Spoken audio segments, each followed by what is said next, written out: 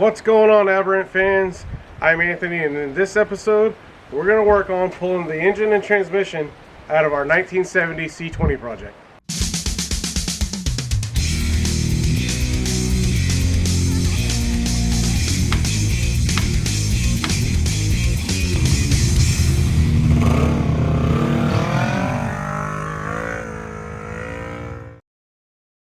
This week we started where we left off last week. We started draining coolant out of the engine and radiator so that way we would be able to remove the radiator core support to make pulling the engine that much easier.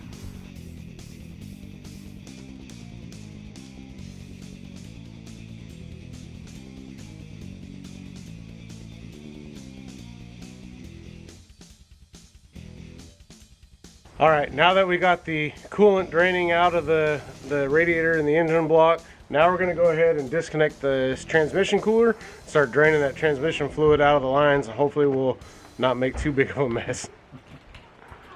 As I had mentioned in the past, this truck hasn't ran in about 3 years or so, and even considering that, we were a little surprised at how little antifreeze we got out of the radiator.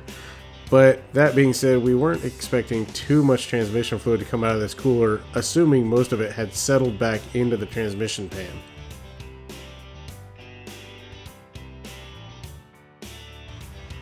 After we finished draining all the fluids out of the radiator and the transmission cooler, the only thing we had left on the core support was to remove all the electrical for the headlights, the turn signals, and the horn. So that was what we tackled next. In order to get it all off the core support, we had to actually remove the radiator hold downs so we could get the wiring bundle out from underneath those and get it rolled back onto the rest of the truck so we could get that core support out of the way.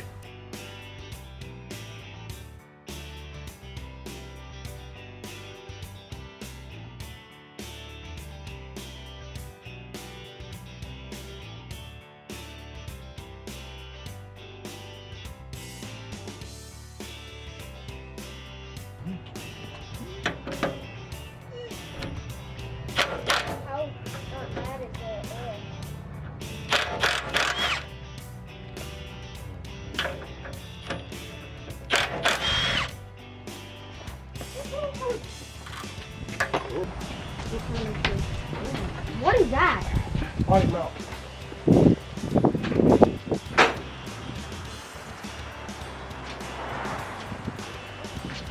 With the core support out of the way, it was time to start tackling all the other things that connected the engine and the transmission to the chassis.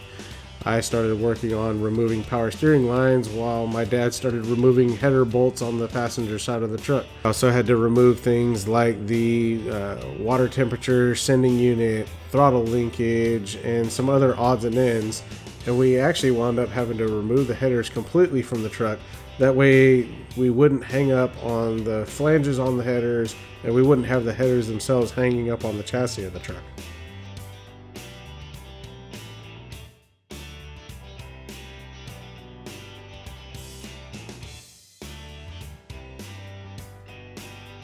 Alright everybody, we're finally at the point now where we've pretty much got everything disconnected on the motor and transmission. Everything from pulling the headers out to pulling the drive shaft out. Try to make this thing come out as easy as we can. Now that everything was disconnected between the engine and the chassis, we were ready to start actually rigging the engine to come out of the truck. We had some extra lengths of chain and some shackles that we used to extend the reach of our engine leveler. That way we would not have any issues on the top end of the engine. Having the engine leveler was really critical for us as we were planning on pulling the engine and transmission together. This gave us the adjustability that we needed to be able to snake the drivetrain out of the truck while not putting undue force on the cab of the truck or on the oil pan of the engine or the transmission itself. Once we had everything rigged, we put some tension on the chains and then actually used the airbags on the truck and deflated those a little bit to start the process of getting the engine and transmission out. Now this might seem like a minor thing to most people, but it was actually really convenient to us as it reduced a lot of the pumping that we had to do on that engine hoist. Now, once we had everything hanging, we started to roll the engine forward, and we noticed what it felt like there was something that was still hanging up. So we took a few minutes to try to figure out what was going on. It didn't take us very long to realize that as we were disconnecting everything, there was one critical thing that we had forgotten to disconnect, and that was the speedometer cable coming out of the tail housing of the transmission. Now, we chose not to drain the transmission underneath the truck because it sat so low to the ground, and took the risk of pulling the transmission with fluid in it. Now, that being said, as soon as we tried to remove the speedometer cable, we quickly realized that having fluid in the transmission was going to make quite a mess with that cable removed. After hunting around the garage for a little while trying to find a suitable plug that would keep the transmission fluid mostly in the transmission, we decided to just remove the cable off the back of the speedometer and let the entire cable come out of the truck with the rest of the drivetrain. After resolving that little blunder, everything went pretty smoothly.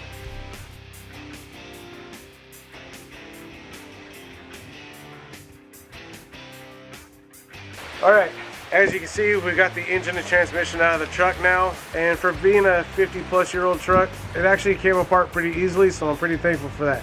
We didn't run into too many complications, so it made for a really nice removal. Speaking of things that I appreciate my dad for being able to come up and take some time to give me a hand getting this engine and transmission out of here.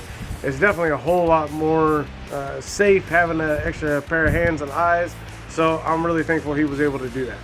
Speaking of things I'm thankful for, thank you for tuning in today and being here as we continue on the journey of restoring my grandfather's old truck. If you enjoyed what you saw today, please consider clicking that thumbs up button, that subscribe button, and that notification bell.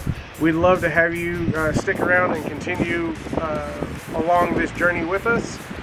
Also, please consider sharing our videos and helping us get some word out about what we're doing. We would really appreciate that kind of support. And also, don't forget to check out the new t-shirts and sweatshirts that we're coming out with on our shop page at aberrantgarage.com. And with that, I'd like to say we'll see you next time.